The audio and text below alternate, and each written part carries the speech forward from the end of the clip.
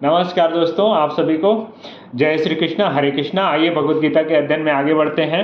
आज भगवत गीता का चैप्टर 2 अध्याय 2 का 15वां श्लोक हम लोग चर्चा करेंगे और 14वें श्लोक तक हम लोगों ने पढ़ लिया था। भगवान श्री कृष्ण ने अर्जुन का जो कष्ट था कि वो युद्ध नहीं करेंगे, उन्होंने पूछा था कि मैं पितामह भीष्म, गुरु द्रोण जो हमारे लिए पूजनीय हैं, इनके ऊपर शस्त्र संधान कैसे करूं। इनके ऊपर शस्त्र संधान तो हम कभी कर ही नहीं सकते क्योंकि ये हमारे लिए पूजनीय है। तो भगवान श्री कृष्ण ने उनको जवाब दे रहे हैं और जवाब में उन्होंने इसके पहले श्लोक में हमने बहुत पावरफुल श्लोक 14वां पे चर्चा की थी, जिसमें यह था कि मात्रा स्पर्शस्तु कौन्तेय शीतोष्ण सुख दुख आगम आपायनो अनित्यम तान तिथिक्षस्व भारत। भगवान श्री कृष्ण यहाँ पे बोले थे कि ये जो सुख दुख है ये टेम्परेरी है। किस तरह से? ऋतुओं की भांति है, सर्दी और गर्मी की ऋतुओं की भांति है। ये आएंगे और चले जाएंगे। और लेकिन जो व्यक्ति अपने कर्म में अडिग रहते हैं और अपने लक्ष्य की प्राप्ति करने के लिए अडिग रहते हैं, उनको निश्चित ही सफलता मिलती है। इसलिए हे अर्जुन, तुम जो है इस क्षणिक दुख और सुख से भ्रमित मत हो, विचलित मत हो, इनको अविचल भाव से स्वीकार करो। आपको निश्चित ही युद्ध में विजय मिलेगी। और अब आगे का श्लोक हम पढ़ते हैं। आगे भगवान श्री कृष्ण उनको क्या कहते हैं? यम ही ना व्यथयन्ते ते पुरुषम पुरुष ऋषभ सम दुख सुखम धीरम सो अमृतत्वाय कल्पते। भगवान श्री कृष्ण यहाँ पे बोलते हैं कि हे अर्जुन, जो पुरुष सुख तथा दुख में विचलित नहीं होते, वो दोनों में संभाव रहते हैं, सुख और दुख में, वह निश्चित रूप से मुक्ति के योग्य हैं।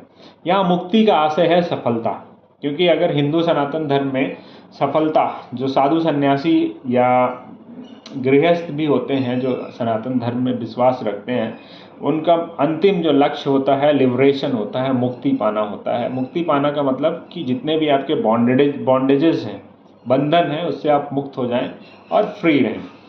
तो यहाँ पे हम मुक्ति को सफलता से जोड़ लेते हैं अपनी लाइफ में इसको इम्प्लीमेंट करने के लिए। तो आपके लाइफ में जब भी चैलेंजेस आएंगे या परेशानियाँ आएंगी, डिफ़िकल्टीज आएंगी, तो उस स्थिति में आपको क्या करना है? पेशेंस बना के रखना है, धीरज रखना है, धैर्य रखना है और कंटिन्यूअस अपने लक्ष्य की प्राप्ति के लिए अपने कर्म को करते रहना है। और अगर आप ऐसा करते हैं, या हम सभी, कोई भी हम में से, मैं भी आप लोगों जैसा हूँ, मैं आपसे भिन्न नहीं हूँ, अगर हम ऐसा करते हैं तो निश्चित ही हमको सफलता मिलती है।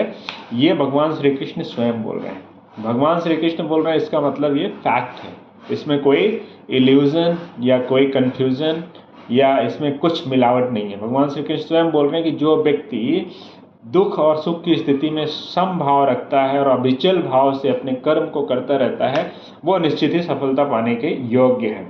तो जो स्टूडेंट लोग हैं उनको ये इससे एक मैसेज है, खासकर विद्यार्थी लोग का जो एज होती है, उस एज में दिमाग बड़ा चंचल होता है और थोड़ी सी बारिश हुई, ठंडी हुई तो हम पढ़ना छोड़ देते हैं। तो उस स्थिति में आपको सफलता नहीं मिलेगी। बहुत ज़्यादा ठंड लग रही है या बहुत ज़्यादा गर्मी लग रही है या कुछ लाइफ में छोटे मोटे चैलेंजेस आते हैं, तो उस स्थिति में हम छोड़ देते हैं पढ़ना।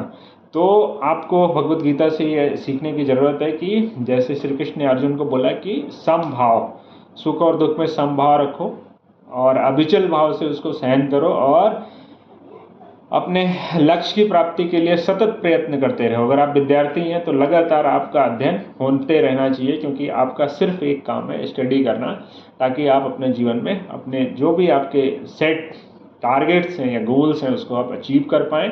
तो उम्मीद करता हूँ कि आप सब लोगों को भगवत गीता का ये जो 15वें श्लोक की लर्निंग है, जिसको भगवान श्री कृष्ण ने बोला है कि अविचल भाव से सुख और दुख की जो स्थिति है उसको स्वीकार करो और उसमें विचलित मत हो, उसमें धैर्य बना के रखो, सफलता निश्चित ही मिलेगी। जो व्यक्ति ऐसा करता है वो मुक्त होने के योग्य होता है। तो भगवान श्री कृष्ण का ये मैसेज उम्मीद करता हूँ कि आप सब लोगों को समझ में आया होगा और हम सभी धैर्यपूर्वक सुख और दुख की जो सिचुएशन हमारी लाइफ में आएंगी टेम्परेरी, उनको हम फेस करेंगे और अपनी लाइफ के लक्ष्य को प्राप्त करेंगे। यही हमारी शुभकामनाएं आप सभी के साथ, आप सभी के लिए। Thank you very much, thank you for watching this video on YouTube. Thank you very much.